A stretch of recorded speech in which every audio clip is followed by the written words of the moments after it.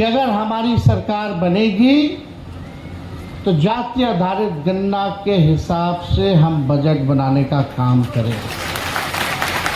भाजपा के दो उप मुख्यमंत्री क्या कर रहे हैं?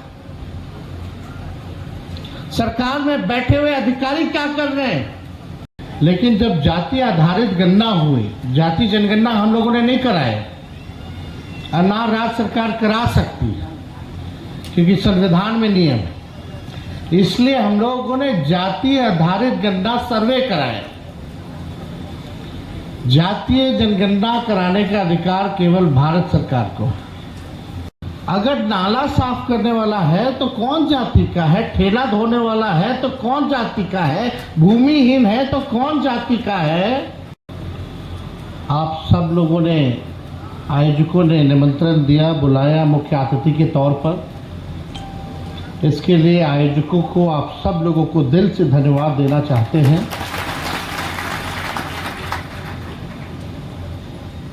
काफी अच्छी पहल और काफी अच्छी शुरुआत जो है हो रहा है। हम लोग उम्मीद करते थे कि भारत का जो चौथा खंभा जो मीडिया है वो कम से कम इन मुद्दों पे चर्चा करे, लेकिन दुर्भाग्य है कि सब हाईजैक हो रखा है। अब जिम्मेवारी हम ही लोग पर है। आप जो पढ़े लिखे लोग हैं, शोषित वर्ग, समाज, back bencher of the society, अंतिम पैदान पे खड़ा जो समाज है, आज जो लोग यहाँ उपस्थित हैं, हमको सूचित किया गया कि भाई सब पढ़े लिखे ग्रेजुएट, सब लोग, प्रोफेसर से लेके सब लोग यहाँ उपस्थित रहेंगे। तो आज हमको लगता है कि आपकी जो लड़ाई है वो आपको ही लड़ना पड़ेगा, कोई और बाहर से आके लड़ने वाला नहीं है। और अब अपने कंधों पर ही हम लोगों को ये जिम्मेदारी लेने की ज़रूरत है। सामाजिक न्याय, संविधान, आरक्षण, जातीय जनगणना जैसे महत्वपूर्ण मुद्दे हैं और खास तौर पे बिहार राज्य, जिस राज्य के हम और आप लोग हैं, देश का सबसे गरीब राज्य, और इस गरीब राज्य में सबसे गरीब कौन है? आदिवासी, दलित भाई, अति पिछड़े, ये सब लोग जानते थे। लेकिन जब जाति आधारित गणना हुई, जाति जनगणना हम लोगों ने नहीं कराया और ना राज्य सरकार करा सकती क्योंकि संविधान में नियम है। इसलिए हम लोगों ने जाति आधारित गणना सर्वे कराया। जातीय जनगणना कराने का अधिकार केवल भारत सरकार को है। लेकिन जब हम लोगों ने जाति आधारित गणना भी कराया तो मोदी जी के, भारत सरकार के जो सबसे बड़े वकील, सॉलिसिटर जनरल तुषार मेहता जी को खड़ा कर दिया गया कि ये बिहार के जो आंकड़े हैं या जो जाति आधारित गणना हम लोग करा रहे हैं, ये किसी भी प्रकार से ना हो, फेल हो जाए। आप बताइए कि आखिर इससे नुकसान किसको है? जो हमारे प्रधानमंत्री मोदी जी कहते थे जात पात कर रहा है, लोग जातीय विद्वेष पैदा कर रहा है, आज उन्होंने कैबिनेट में मीटिंग में निर्णय लिया कुछ दिन पहले कि भारत सरकार जाति जनगणना कराएगी। तो प्रधानमंत्री जी को बताना चाहिए कि क्या अब आप जात को लड़ा रहे हो, विद्वेष पैदा कर रहे हो?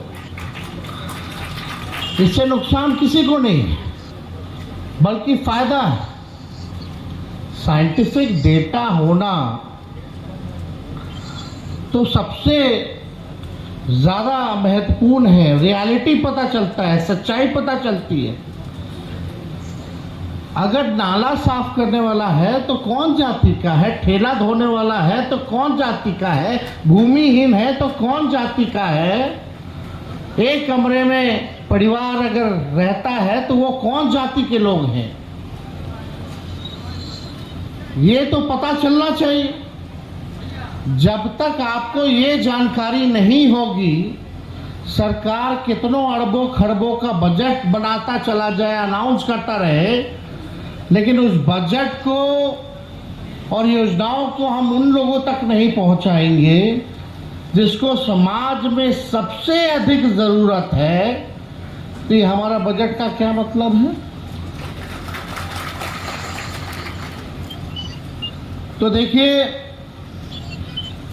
सब वक्ताओं ने अपनी बात को यहां रखा है और हमको नहीं लगता कि कोई भी बात जो है छूटा होगा, लेकिन आज अवसर मिला है आप सब लोगों के बीच आने का, अपनी बात को रखने का।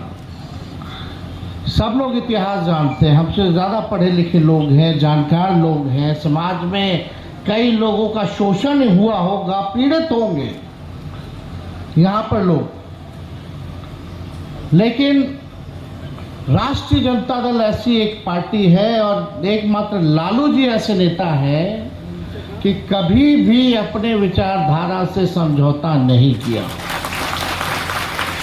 चाहे सामाजिक न्याय की बात हो, धर्मनिरपेक्षता की बात हो, संविधान की लड़ाई हो, भाईचारा के बचाने की बात हो, आरक्षण को बढ़ाने की बात हो, जाति जनगणना कराने की बात हो, या कोई उल्टा सीधा बिल इन लोग ले आता है केंद्र और उलझा के रखने के लिए, उनको आईना दिखाना हो, चाहे सड़क हो या सदन या अदालत, हमारी पार्टी हमेशा आप लोगों के हक के लिए लड़ाई लड़ती है। सत्ता आएगी जाएगी इसकी हमको परवाह नहीं है, इसकी चिंता नहीं है, ये तो आता जाता रहता है, लोग कुर्सी पे बदलते रहते हैं। बिहार में तो सबसे ज्यादा लोग बदलता है।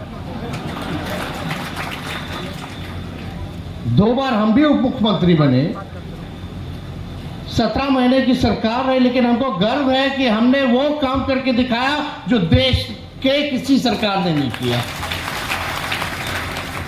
मात्र 17 महीने में हम लोगों ने जाति आधारित गणना कराया, आरक्षण की सीमा 65%, पिछड़े अति पिछड़े, दलित, आदिवासी भाइयों का हम लोगों ने बढ़ाया। 5 लाख नौकरी भी अगर देने की बात आई तो हम लोगों ने एक साथ 5 लाख लोगों को भी नौकरी हम लोगों ने दिया। 3 लाख नौकरी प्रक्रियाधीन कराया, और अब जो प्रक्रियाधीन नौकरियां जो निकल रही है, तो आप जरा सरकार से जरा आप लोग पूछिए कि सबसे ज्यादा नौकरियों में नुकसान किनको हो रहा है?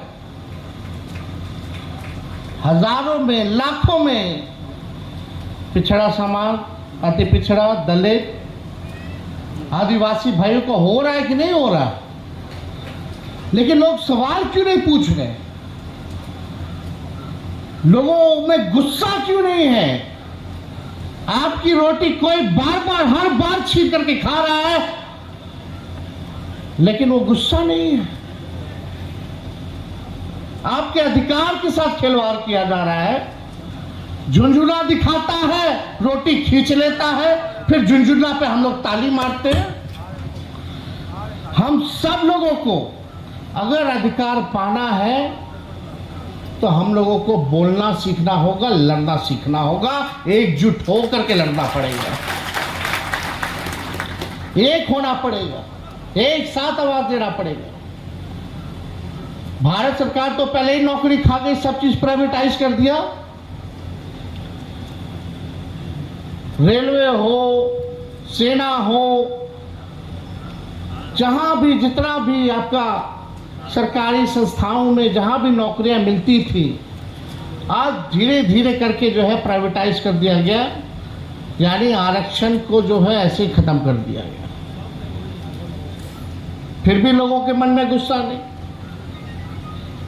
अगर हम आरक्षण की बात करते हैं तो 90% लोगों की बात करते हैं जो शोषित वर्ग के लोग हैं।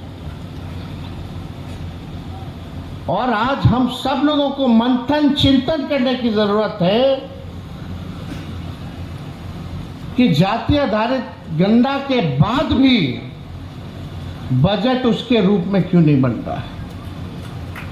क्या हमारे मुख्यमंत्री जी कूड़ेदान में फेंक दिए हैं वो रिपोर्ट? भाजपा के दो उप मुख्यमंत्री क्या कर रहे हैं? सरकार में बैठे हुए अधिकारी क्या कर रहे हैं? आंकड़े तो आ गए, लेकिन आंकड़ों पे अगर आप काम नहीं कीजिएगा तो कैसे चलेगा? सरकार ढिंढोरा पीटती है कि कितना का बजट किया, 3,17,000 करोड़ का। बोलती है कि इससे ज्यादा बड़ा बजट आज तक बिहार में नहीं हुआ। और उस बजट में है क्या? क्या है आपके लिए? किसके लिए है वो? भूमिहीन के लिए क्या कर रहे हैं आप? गरीबी को मिटाने के लिए क्या कर रहे हैं आप? कौन सी ऐसी योजना है जिससे किसानों का भला हो, मजदूरों का भला हो?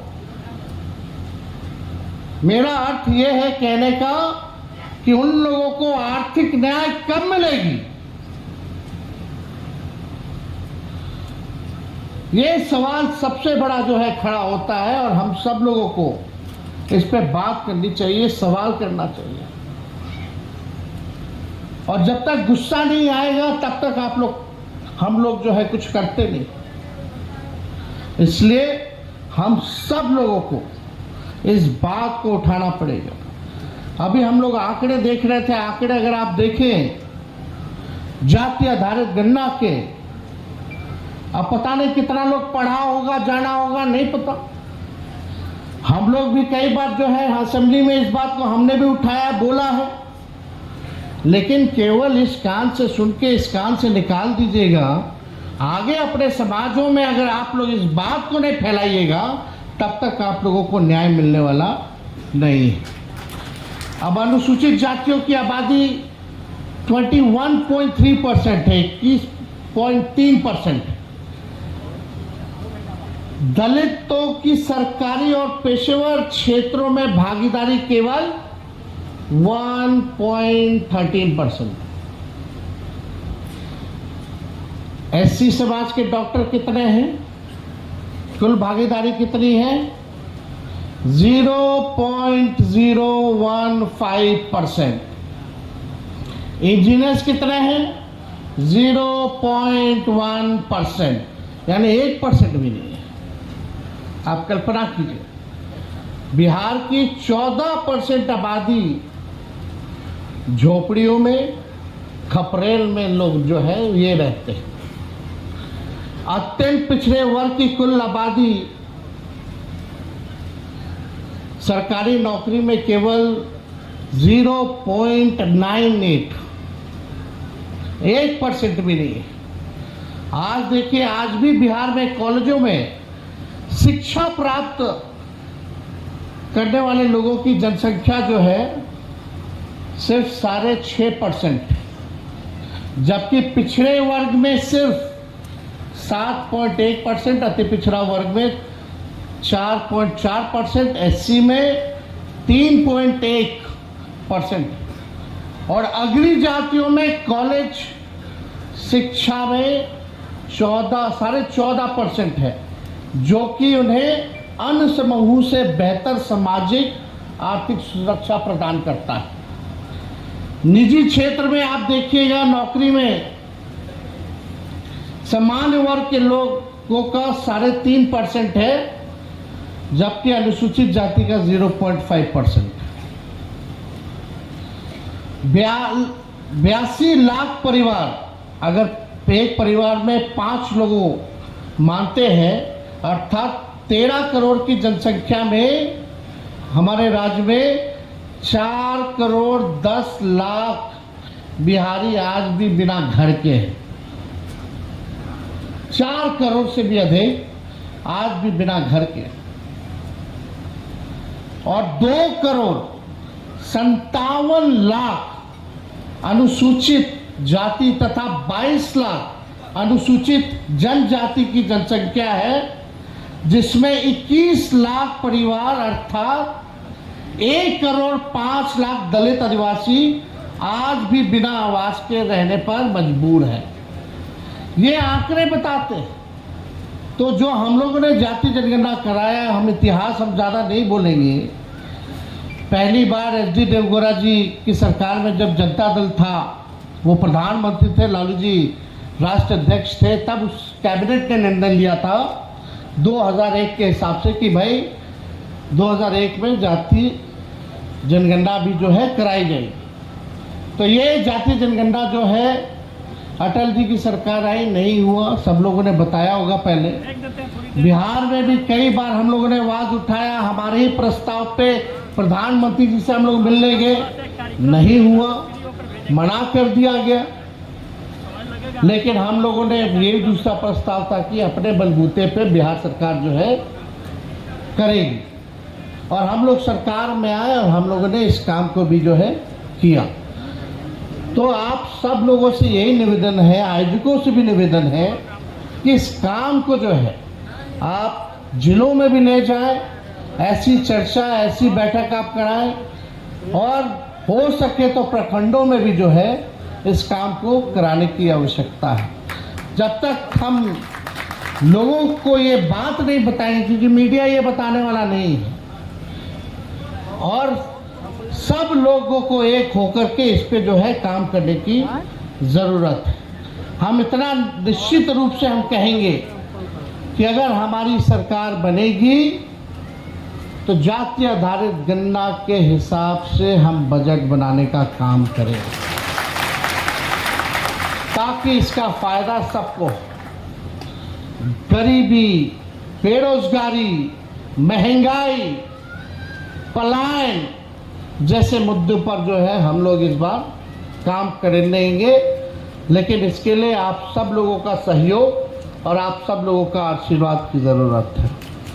तो हम ज़्यादा समय ना लेते हुए, हमको 1 घंटा पहले ही आना था, लेकिन मेरा कलकत्ता से प्लेन 1 घंटे डिले हो गया, इस वजह से हम पहुंच नहीं पाए, और आप लोग काफ़ी देर से यहाँ इंतज़ार कर रहे हैं। इसके लिए आप सब लोगों को दिल से धन्यवाद देते हैं, और आयोजकों को भी दिल से धन्यवाद देने का काम करते हैं। और जितने हमारे प्रोफेसर्स हैं, टीचर्स हैं, पिछड़े समाज के, पिछड़े दलित आदिवासी समाज के, अल्पसंख्यक समाज के, उनको भी बधाई देते हैं, शुक्रिया करते हैं। बहुत बहुत धन्यवाद। जय हिंद, जय संविधान।